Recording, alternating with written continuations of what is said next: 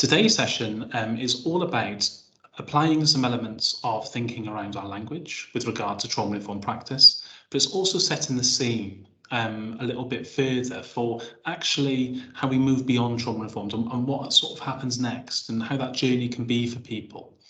So I wanted to make sure that you have a couple of takeaways and that there are some very there are some quality. Sorry, I'm just distracted by the comment about a headshine in the chat. I want to make sure that you have some real quality thoughts and conversations going forward arising from today. So part of me hopes that you do leave with more questions than answers. I'm hoping I can give you a couple of things that might answer some of the questions you have, but I hope it provokes more questions as well and allows us to think about this more critically.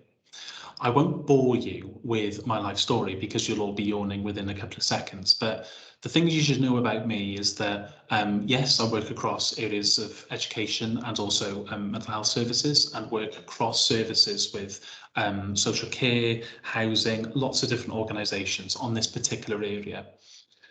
But the main thing you should know about me is that I grew up in a family that were foster carers. So I was a birth child, but my parents were foster carers. And we looked after many different children. I myself am a foster carer. I don't have any children with me now, but I have had for very long periods of time. And I think the angle I always come at this from is that we shouldn't apply labels to this area of learning. And when I say labels, I mean we shouldn't arrive as a social worker, we shouldn't arrive as in a professional capacity, as a foster carer, whatever those roles are. I think it's really important that when we all come to this level of practice, we all have different experiences, but we all have, most importantly, some real wisdom in different parts of the system. So I'm going to invite you today to reflect. I hope that you've got a drink with you. I hope that you've got something to scribble on. I hope that you're comfortable wherever you are. And just a little safety notice, this isn't one of those sessions where we will be delving into people's trauma, where we'll be talking about anything particularly traumatic, or where you'll be asking to reflect on anything in your own life at all, okay? It's really important that we put those messages out before the session, because sometimes, understandably, people go, oh gosh, you know, that's a bit of a heavy title. But today it's perfectly measured that the presentation is safe and that I'm going to take you through it very slowly. Now, I arrive at the session today, I don't know about you, things are really busy, right? I mean, endlessly so sometimes it seems. And I want to just build in a couple of moments of pause and reflection throughout today's session. I don't want to bombard you with loads of information. I want to try and keep it a little tighter so that we have some headspace and some bandwidth to be able to go away and think about these things. So I might invite you to just pause for a couple of moments throughout today's presentation. So don't worry, you won't have lost sound. And I'll let you know when those pauses will be. But I just wanted to let you know that the pace of today's session is purposely slow and purposely calm and deliberate. So without any further ado, I'm going to share some of the slides with you today. Oh, that was good, wasn't it? I turned my camera off, pressed the wrong button to start with. There we go. So let me just get the presentation up for you. Here we go. So hopefully you can all see that, okay? And the three elements that I've got there on the right hand side are from another piece of work called the regulation framework. So don't be too concerned about that. But one of the key reasons that I put that slide up at the start of every session is to just give that message that everything we're talking about is essentially those three elements, about that interaction, about that regulation, about that sense of safety, and how the three intertwine and how they work on a functional daily basis. But the first thing I wanted to talk to you about today is where this kind of comes from for me. I remember a specific phrase growing up, and I don't know why I remember it so explicitly and why it really stuck with me, other than the fact that I think I just heard it so many times. And it was the phrase, "you don't understand." And it was a phrase that I heard from all of the children that essentially came through the house, that were my siblings, that were part of my family, that we lived with, who'd all had a really disruptive and adverse early childhood. And many of them would often level that at professionals, peers, adults, some of the other children that they were friends with, all of those things. And it's a phrase that I've heard, from my own misunderstanding of situations in my early career. And certainly there will be times when I will continue to hear it. And for me, I think this phrase really encapsulates what we're talking about with trauma-informed practice. We're seeking to understand people's experiences, how they've changed as a result of them, what their life looks like as a result of those experiences, and what their hopes for the future are, but also not just how they've been affected, but also what wisdom they have. And sometimes that misalignment and that inability for us to be able to understand doesn't come from a harmful place. I really want to emphasize that. I genuinely believe that 9 times out of 10 people have very good, honest intentions. And I believe that they really do want to understand. But I also think that our ability to understand is hindered by systems, time, pressures, all of the things that impact that relational ability and that relational exchange that we have with people, that we support, that we work with, that we live with, etc. So when I say that people don't always understand, it's not meant in any malicious way at all. My hope with this movement, with understanding trauma, is that when we understand something a lot more, we don't necessarily always have to have lived or experienced everything in order to understand. Now, of course, that wisdom is quite unique, and we can't necessarily understand all of the aspects of somebody's lived experience unless we, of course, live something similar. But we do have a unique ability as human beings. The thing that sets us apart from many of the other creatures that have walked this earth is the ability to imagine. Our imaginative qualities, our abilities to imagine ourselves into somebody's space of what that must be like. So for me, I'm hoping that the trauma-informed movement and what we're talking about today and what we talk about with the practice is more about being able to extend our imaginations into places that maybe it didn't go previously. And being able to travel to those destinations and understand what people have been through and what their lives have been like and how they've been affected, but then travel back. And that travel is something, as we all know, within our work and within our experiences, that can be quite difficult and can be quite challenging at times to our sensitivities and our own emotions. So You Don't Understand is really the place where I arrive at this from, and really where I hope that we begin through awareness, through education, through continuous reflective practice, all of those things, that we can maybe start to seek to understand people a little bit more profoundly. In mind, I just wanted to start off. Some of you who've been to some of my sessions might have seen this slide before, and it's something I always put up. So bear with me if you have heard me talk about this before. It will only be brief, but I always make sure I start with this slide, especially when we're thinking about language.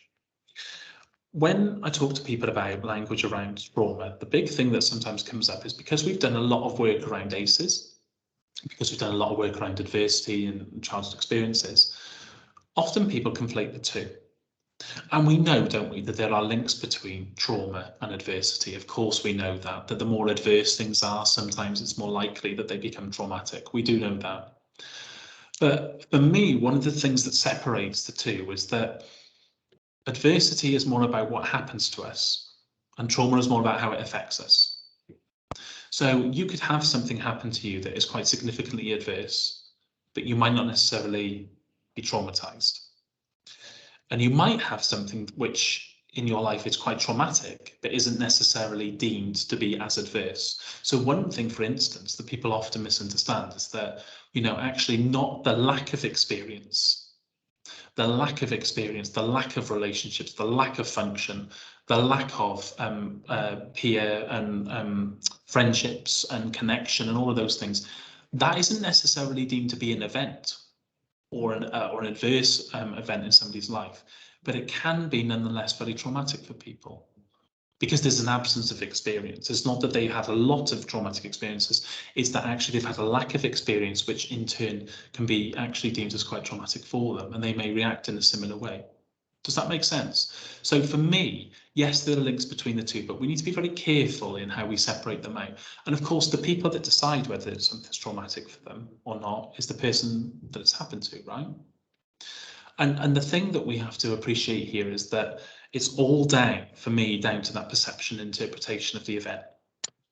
So what I often see in my line of work very often, and one particular one particular case which highlights this brilliantly is when I was working with a pair of twins, not pair, twins. And I remember working with these two people, and what was really unique was that they were able to recollect and remember what happened to them. They could recollect where they were, how it happened, who was there at the time, and had a very similar recall around the events, which, as we know with trauma and how it affects memory, doesn't always happen, right? So it's quite a unique circumstance. And the thing that really made me aware of how unique trauma was then on this particular case was when I realised that they both had completely different interpretations of what happened to them and how they'd been affected.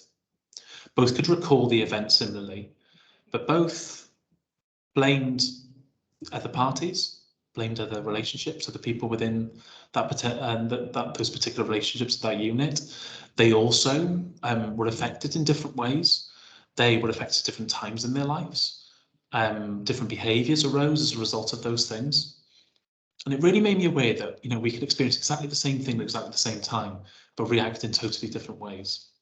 How unique trauma is to people, and that one person's experience is really another's, even though they've lived through a very, very similar event.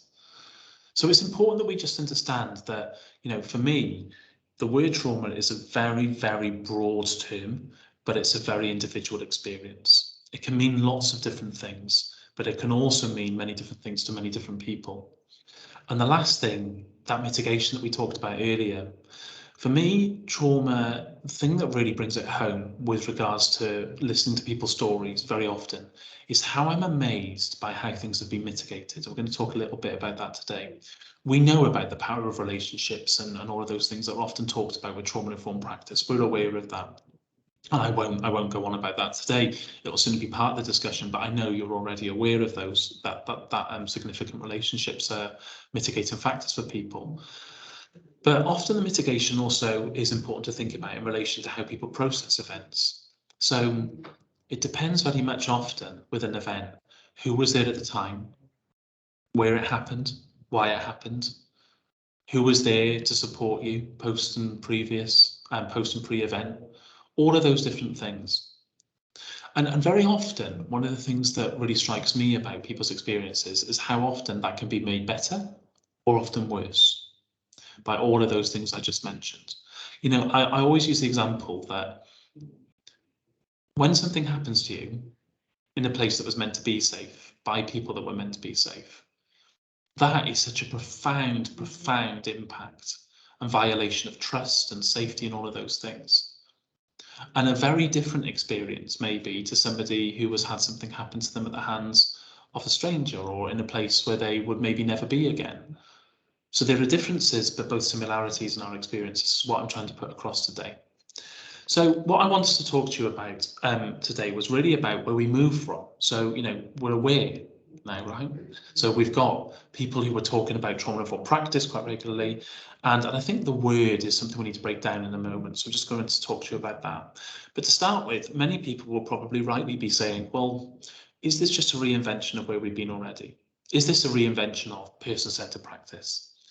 Is this a reinvention of, regulation-focused principles or, strength-based approaches, stuff that we've started to see before? We've always talked about adaptive and maladaptive behaviours. We've always done that discussion. But I think trauma-informed practice has really captured people's imagination this time around. There's a real desire to be able to understand and be able to move towards this level of practice. I think mainly because people understand that it's a universal thing and that actually, we arrive to this workshop today as human beings and we have many things in common, and it's often our own experiences and the potential impact of those on our lives. So my message is not necessarily that we should always seek to reinvent the wheel, but we're instead improving the wheel. And one of the things that I say to people when I start organisational change projects around trauma-informed practice is to say to them, look, we have to bring in all the things that you're already doing. It's not that we should set out to go, well, that's trauma-informed and that isn't.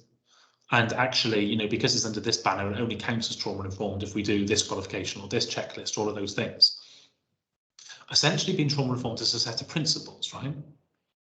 And therefore, if we are practicing in those ways already, And yes, of course, we can always add to it and reflect, but if there are existing practices or existing tools or existing resources that seek to be able to be brought under the umbrella of trauma-informed practice, then we should, of course, take those and celebrate them and say, yes, this is already good practice that we're seeing. This is already trauma-informed. Let's build on this. Let's not reinvent it. Let's bring this into the equation and bring it under the umbrella of trauma-informed practice.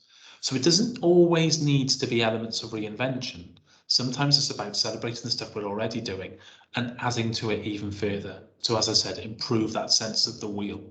So I hope that makes sense to people, because we will, I think, those of us that have been in areas for long periods of time will know that, another version of something else comes around very often, and, we all get frustrated, rightly so, don't we? When, something that we were doing 10 years ago, political, societal, environmental changes happen, and then we're going, well, we knew this was a thing ages ago. And there will be many people who will be going, we've always known this is a thing. So I think what we need to do is be grateful that we've eventually arrived at this place, celebrate what we've already done, but also not seek to reinvent the wheel, but to further add to it and improve it. And this is where I just wanted to send home, send you back with a bit of a message today, really. When we talk about trauma-informed practice and trauma-informed working, I think we really need to break that phrase down. And this is not me trying to be picky. This is not me trying to give you even more words. It's just me trying to be clear on what I believe our journey should maybe look like. I say to organisations all the time, when they say to me, can you come in and do some trauma-informed work? And I say, right, let's just pause it there. You need to explain to me what that means, what your understanding of it is, how you think it would work, and, and a million and one other questions that I normally have. And very often what people, sometimes get into the trap of doing, and this is not through, again, anybody's fault. I think it's just in terms of how things become marketized, but also in terms of our limitation on time and all of those things. Very often what I find is that people will want a couple of days training and then seek to be trauma informed. And of course, what we know is that system change, and we know that practice change comes from a mixture of training, design, development, all of those things. I always say to people, one of the biggest things that works for me, and one of the strongest focus on change and how things improve, is when you're actually, once you've done the training, it's the implementation phase afterwards. It's the coaching and reflection, and those reflective practice sessions, and that element of being alongside people and watching and observing and learning, but also how we then design systems, policy, all of those things. For me, going on a course is useful. Today is useful. It's a time to reflect, a time to think, and a time to learn. But what's really important is what happens next. And I always think that CPD programs are very flawed when we just focus on a singular event, rather than think, if we really want to get to that trauma-informed and that real development of practice, we really need to think long term. I work with organisations sometimes for years. And that is not, me saying that they're, it's not an indictment on the organisation. It's the reality of how long it takes to get this level of change. We're talking about something which is fundamental. It's profound, isn't it? And a deep sense of change that we want. We shouldn't rush it. We should take it slowly and carefully. And of course, that means that we should be impatient as well with change, and still want to move quickly and still move towards doing better. But it also means that we should be methodical, and we should make sure that we do it properly. Because I don't know about you, but one of the things that really, I think, hampers a lot of people's experiences of CPD and around doing this work is when they've engaged in change processes before and it's fallen flat, because we've not given it the time, the resource and the effort in order to do it properly. So for me, I break down trauma-informed practice into those three areas on the right-hand side. At the moment, when we're doing CPD, or when we're doing training, or when we're just starting conversations around this, trauma aware is very much being aware of how it works, what the effects are, how it affects and impacts people, but also how we can continue to work with that. So the trauma awareness stage is pretty much what I think many places, many organisations are at now. Trauma inclusive for me is about being able to not just, have those people in our settings and be able to work with them, but also ensuring that we're able to actively support their needs and that we're actively able to meet needs effectively. Trauma responsive is more about essentially being able to have services that are able to respond to people effectively and not actively re-traumatize them. and also be able to practice in such a way that means that we become a therapeutic intervention itself. So I think those three ways are much easier for me to be able to comprehend, never mind other people. I don't know what you think, but it's certainly much easier for me to be able to break down what trauma-informed working really is when we realise that it's a staggered process and it's a long-term process and it's a multifaceted process. So I just wanted to share that with you today. Right, let's get into some practical examples. I'm just going to slurp my tea for a second. I hope I don't slurp. My grandmother would definitely not be impressed if I slurp my tea. Okay, so the first rephrasing and the first sort of rebranding I wanted to think about today is that element of resilience. And there's a lot of talk about resilience, isn't there? I know that many of us will have lots of different definitions and lots of different understandings, and I don't really think I've ever seen one all-encompassing and all powerful definition of resilience that I think is universal. So the one that I'm going to share with you now will certainly not satisfy everybody, and that's okay, that's fine. But I hope that there are some common things that I share in here that maybe might strike a chord with you. The phrase resilience to me often comes when we start to think about people's individual responses. And it's something that we've obviously had a huge focus on the last couple of years, in particular with the pandemic, isn't it? And I'm going to touch on that in a second. But for me, resilience is all about what happens externally and all about the environments and the areas of somebody's life and the support mechanisms and the communities and all of those things that seek to allow people to experience that element of resilience. For me, I always think to myself, you know, I meet with a lot of people who are homeless, who have got, you know, real adverse situations. And I always think to myself, if I was to speak to them about resilience when lots of things were happening in their life for them that were so far outside of their control, you know, rightly so, that wouldn't be met with, you know, with the response that I would want.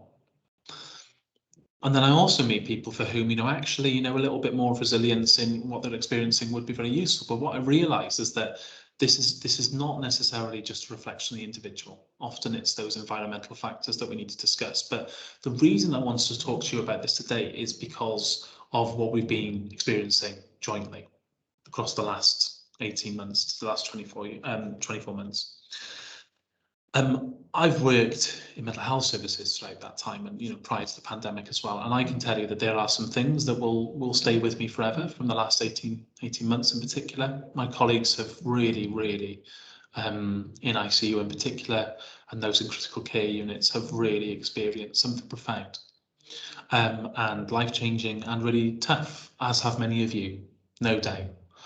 And one of the things that I wanted to share with you today was a little bit of hope, if that's okay. We like a bit of hope, don't we? And I think it's quite lacking at the moment. One of the things I want to share with you is a little bit of research. Now, often research can be a little bit dull, right? It's very informative, and, you know, I spend my life reading a lot of it, and I love research, but it can be a bit dry occasionally.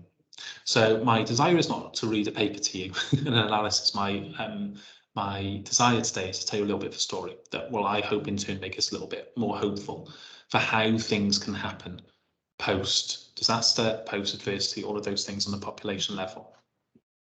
So I want to tell you a story about a piece of research by Daniel Aldman. Daniel Aldrich. I had to check his surname then on the next slide, so apologies, I'll go back to this one. Daniel Aldrich. Daniel Aldrich did a really significant piece of work on, he called it building social capital in post-disaster zones. Don't worry about the title, we'll get into it in a second. What he essentially did was he looked at the earthquake in Tokyo in 1923, another one in 1995. He looked at the Indian Ocean tsunami, and he looked at Hurricane Katrina. And you might think, well, gosh, it's quite bleak, right? And absolutely, you know, horrendous disasters. I mean, for instance, the one in Tokyo in 1923 is still considered to be the most significant and profound natural disaster. Over 100,000 people died. It was a 7.9 magnitude scale. You know, horrendous event for people.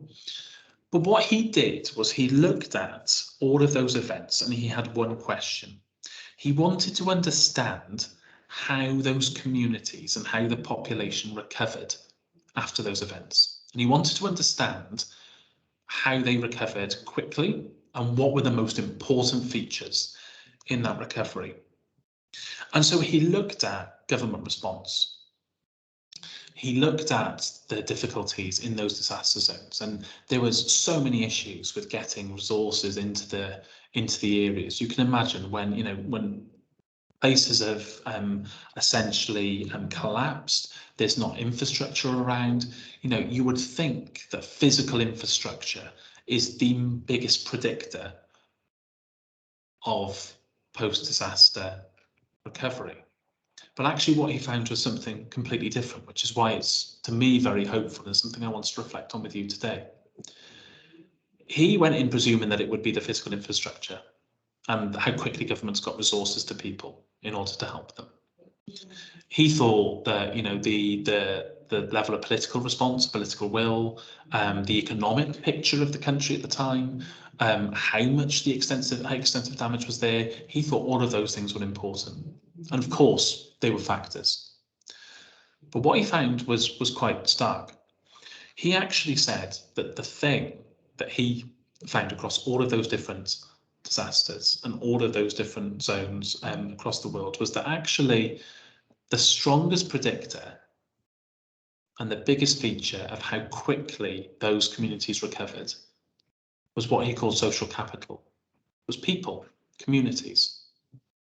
Because he found all of these different stories and all of these different examples from each of these disaster zones about the fact that actually in Tokyo, for example, the only reason that they were able to get government supplies in at the time to support people whose houses had fallen apart, food parcels, all of those things, was because they had influential people in the community go around and speak to some of the communities that were very resistant to resources coming in because of a distrust of government and lots of those things. It was only because those people were able to persuade them that this was a good thing for them and it was the right thing for them to do. In Katrina, government resources were very slow getting this, so communities mobilised to help one another.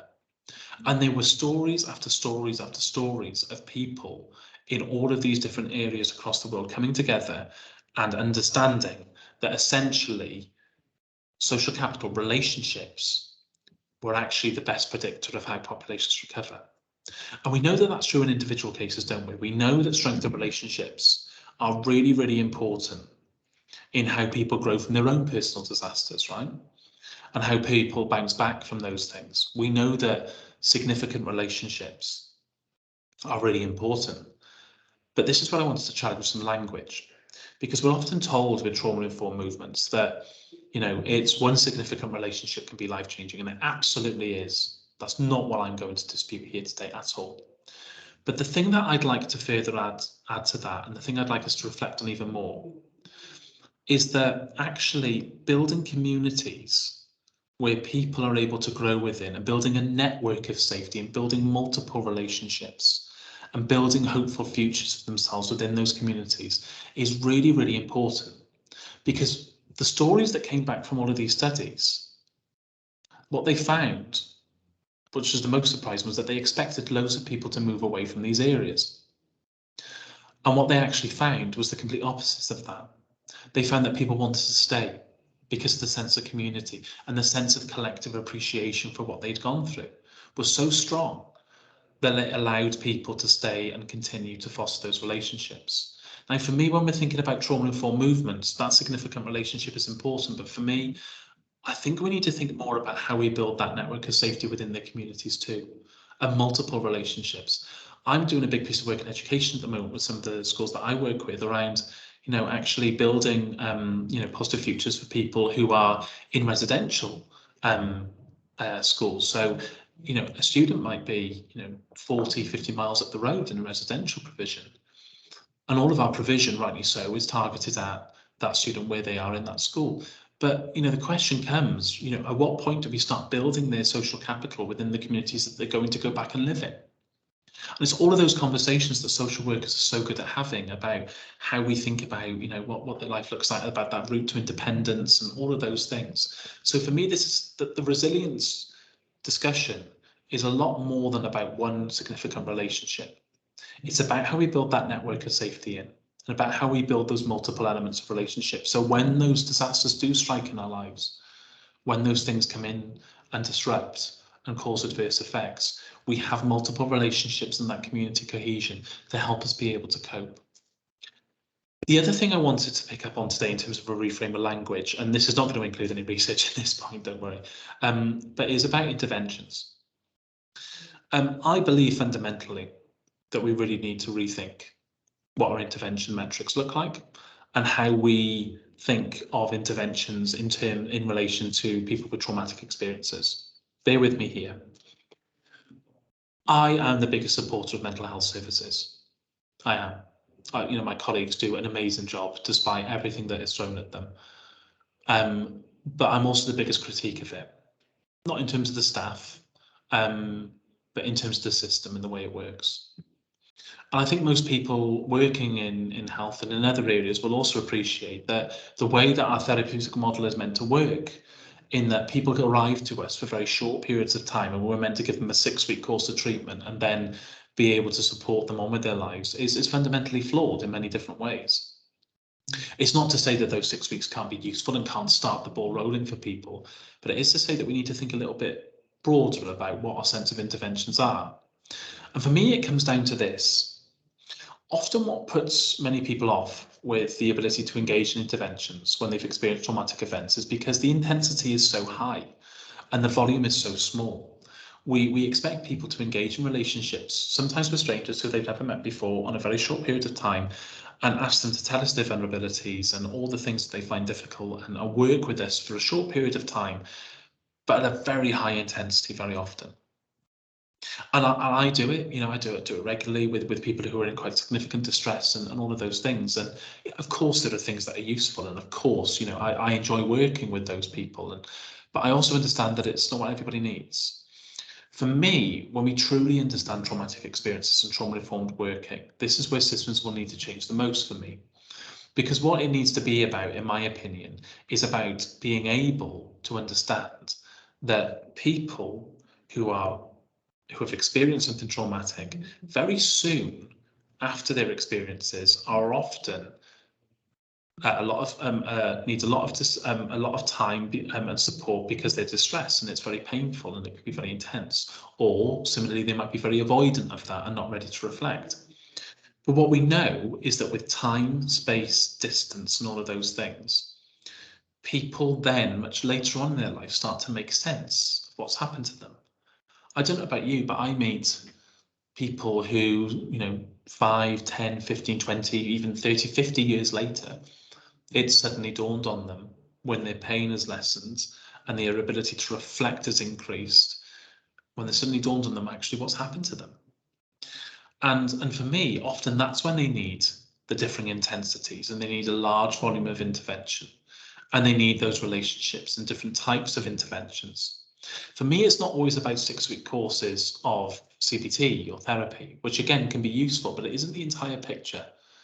For me, it's about building those therapeutic communities.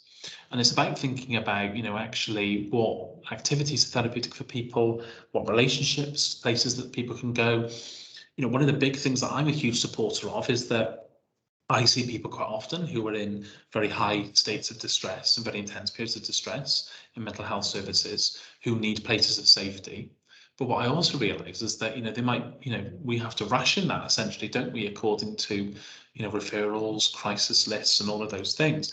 And often, those non-pathology spaces, the safe places where people can go and still get support and still get help, but be able to access it in an ongoing nature if they need to, is just as important.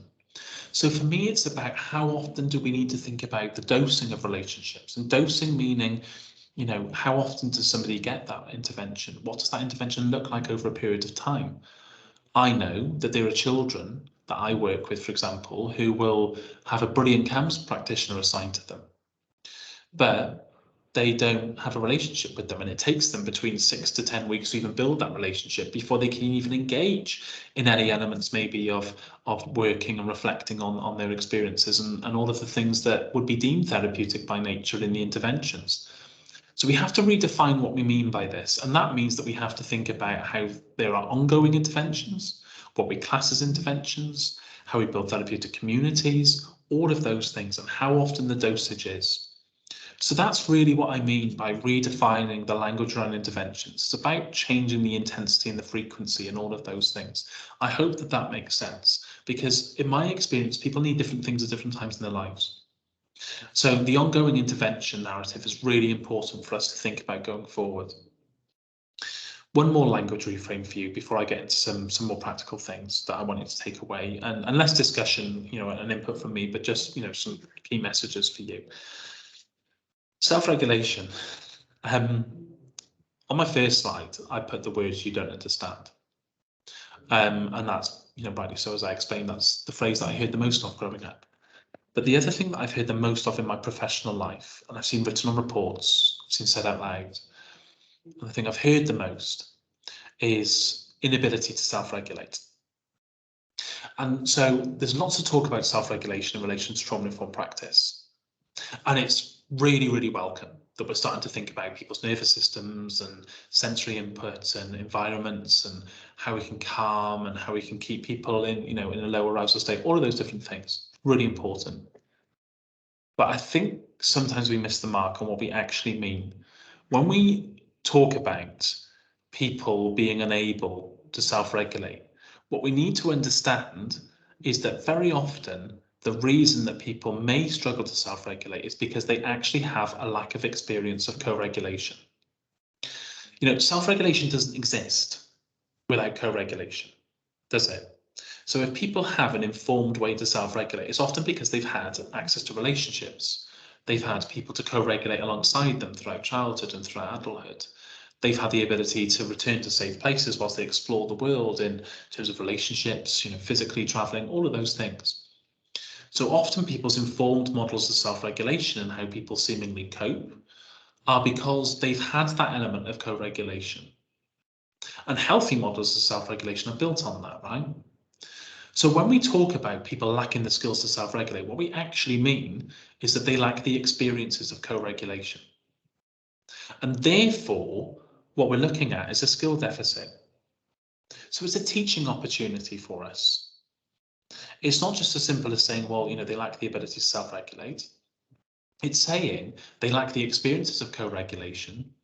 And we know that those skills stem from those experiences. So therefore, we have to think about how we might teach those skills and how we might give them that experience of co-regulation. This is why I often say that, those times where we are dealing with people who are needing intense support at different times of their distress and their stress and experiences, even if it's just 5 minutes where we're able to calm somebody down, even if it's just a smile we're able to evoke, even if it's a little bit of playfulness we're able to introduce and into the conversation that has provoked a really good reaction for them. Those tiny little things accumulate. Those tiny little things accumulate in terms of experiences. So, when we talk about the skills that need to be taught, it's skills stemming from experiences that we really need. And that's the reframe I wanted to put in today around self-regulation, because it is something I see written down quite a lot. I just saw it this morning in a care plan for an adult, and we were looking at actually, that phrase is there, but it's not talking about actually what skills need to be taught and what experiences that person might need in order to learn those skills. Does that make sense? So I'm going to do, just before I go on to just talk about co-production in a second, very quickly. I'm aware we don't have a huge amount of time left, but what I'd love to do is to just take just a moment for me to just go quiet, and for you to just be able to soak some of that in, because I've talked a lot at you. So I'm just going to go quiet for a minute and come back to you, okay?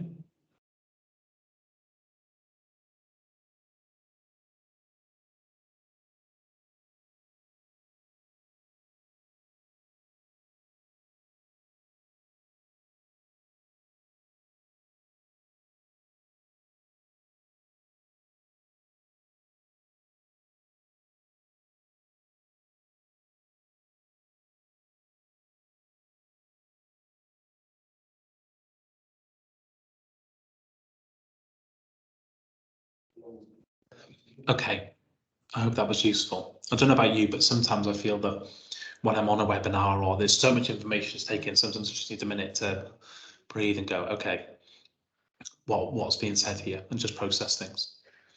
So the thing I wanted to finish on today was really a focus on this.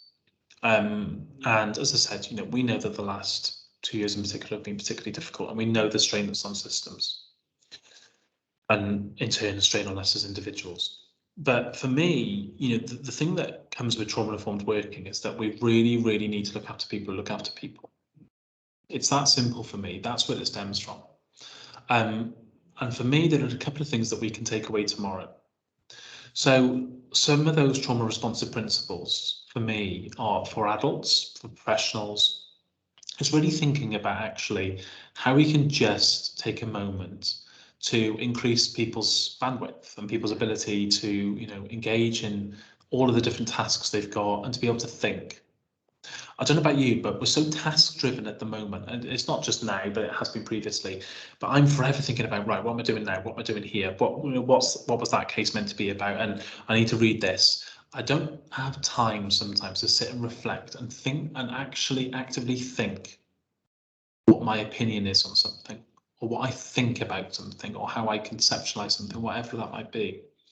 So a couple of trauma-informed principles I wanted to talk to you about today, just briefly. Breaks in meetings, so important. Again, like we just did, it doesn't, that was a short break, obviously, but even if it's just a few minutes. One of the big things that I am really pushing on with the organisations I work with is, are people's basic needs being met in environments? So if we go for a meeting, okay, and we've got an alternate to an office space, is there drinks available for people? And we're clarifying this before the meeting, right? So are there going to be drinks available for people, and is there an opportunity for food or a snack, something like that? Because actually somebody turning up to a meeting whilst they're starving, is actually not a good place for them to be able to sit and concentrate. So they might, choose to stop off the garage beforehand, or, wherever they can, or bring a snack with them, etc. It's something so basic that we very rarely forget to do.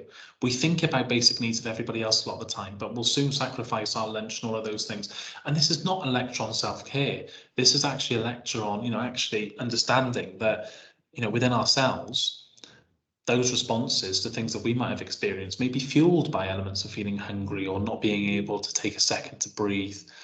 Very often, one of the things I start meetings with going is, does anybody want to just take a couple of moments to just breathe, feel themselves into the sea? Some people might want to do a guided meditation. If you're all into that, then great. Other people might not. Other people aren't wanting to close their eyes. No one's forced to do anything, but just some time to be able to breathe, to be able to lower your shoulders and just be able to feel a little bit more relaxed. And it's not about self-care. It's not just about self-care, because we make better decisions when we're in those calm, regulated states, don't we? We're able to reflect more. People get more of us. So it's not just about self-care, it's about so much more than that. Often I'm talking about, not just meetings, but, in terms of practicing and thinking out loud to people, actually, not just the time and space in between meetings, but also what built-in reflection do we have? I'm not just talking about elements of supervision, I'm talking about team reflection maybe, or maybe it's peer reflection. You're just able to go, what did we think about this? Regulation aids, so important. I was delivering a session the other day and I could see that people were going to be, there were a couple of people in there who really struggled to be able to be still and were quite used to mobilizing quite regularly and moving around spaces. So the one thing I said to them was, if you want to sit on the floor, if you need to get up and move around, that's totally okay with me. It's not a problem. Realizing that suppressing a lot of that energy quite regularly is very difficult for people. It actually takes up more energy than it needs to. So those are the things I just wanted to briefly mention.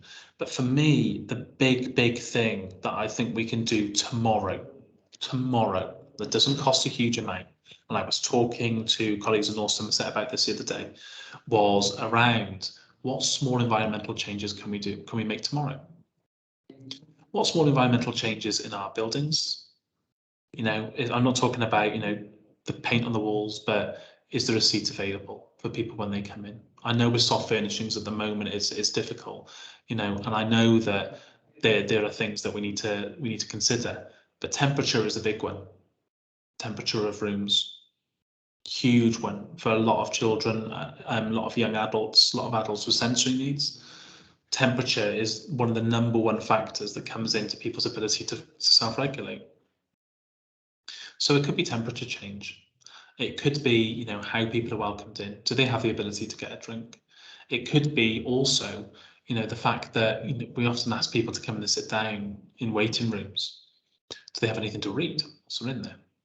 Do they have any messages on the wall? Is there, you know, I'm not saying that we go all singing, all dancing on plants and all of those things, but, you know, how does the space feel for people who are often coming in to have quite difficult conversations? What can we do for them? So there's some small environmental changes that you can make tomorrow, I'm sure, and that can be discussed. I'm not saying we go full-blown changing rooms and get Carol Smiley in, but, you know, there are small things that we can do tomorrow, can't we?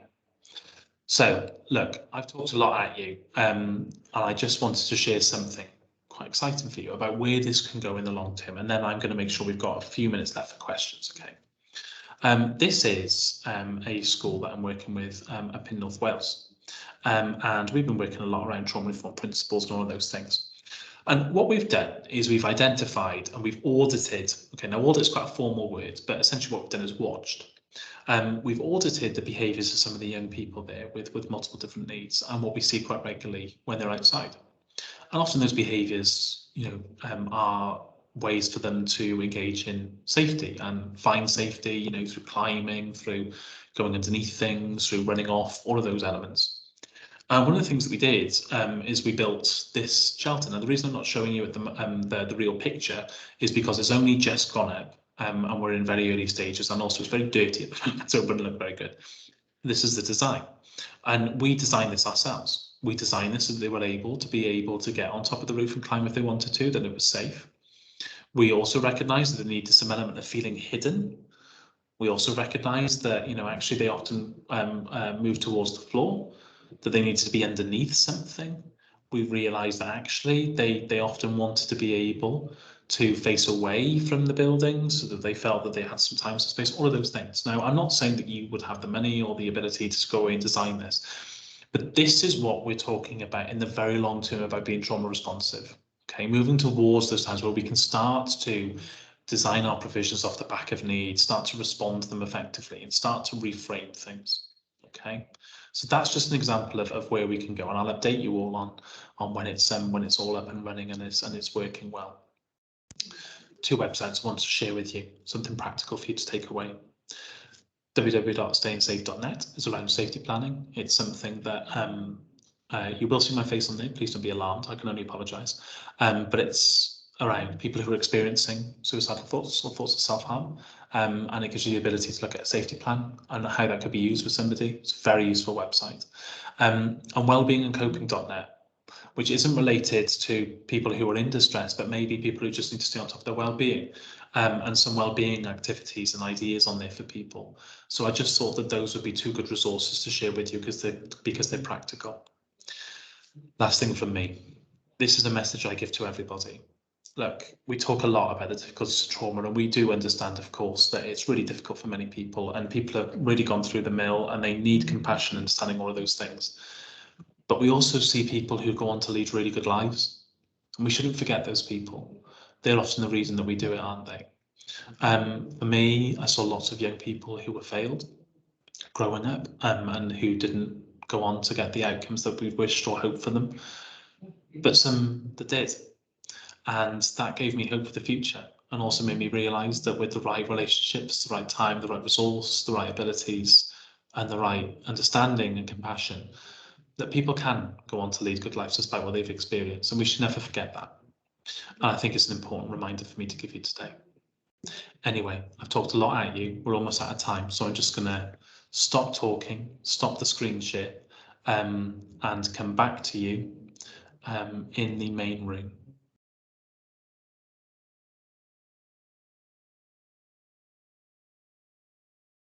Thank you so much, Mike. That was really, really helpful.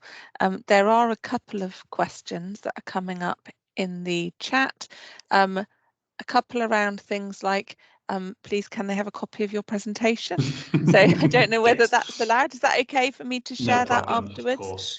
So what I'll do is I will send a link to the presentation you've seen today, everyone, via Eventbrite where you booked, so that that means everyone who booked will get a copy. I don't know whether there's any, you might have a chance to look in the chat now. There's a couple of comments rather than questions, I think. I'm also going to put a link to the evaluation for today. It's very short, got 2 questions in it, and we'd just like, before the session ends, for everyone to just spend a moment just clicking that link and answering the 2 questions, and then obviously we'll share your feedback back with Mike afterwards as well, but that's in the chat for you. I hope, Sarah, one of those questions isn't, did he have a shiny forehead? That's not one of the questions, is it? Phew, good. No, we didn't put that in. But lots of people are saying, like, giving you their thanks and saying how inspiring, how informative that was. So, and it really was. So, and really good to just have time out in the middle of our days to just reflect together, really, because we so often don't get the chance to do that. No, we don't. And like I said, you know, I was asked a question this morning about what my thoughts were on something, and I didn't have an answer. I had to say to them, yeah, I don't have any thoughts. But I had to say, I'm going to have to get back to you because I need time to think, and I don't want to give you an answer on something so important without giving it thought. So yeah, I think that's something we're all experiencing, isn't it? But thank you, everyone, and thank you, Sarah, for having me. And I will make sure that those slides come to you for sure. The wonderful Mark, who I don't know if is in the session now, bless him, been trying to get in touch with me all week about the slides, and I wasn't able to get back to him. So that is absolutely my fault. So he will be nodding his head right now, going, "Yes, Mike, sure, yes, I told you. I told you." Yeah, if you send them to Mark or to me, then I can get them out to everyone. That'd be great. So can I think there's just lots of thank yous coming in, which is great. That's really nice that people have found it so useful. So I just remind people to please do fill in that evaluation so that we get your formal feedback as well. But I think we're on 3 minutes to go, so you've got 3 minutes to go and make a cup of tea before your next before your next event. So thank you very much, Mike, for that this afternoon. And I noticed that Joanne Worthington had put the link for any other sessions that are happening this week if people wanted to book on other ones. So thanks very much, everyone, and goodbye.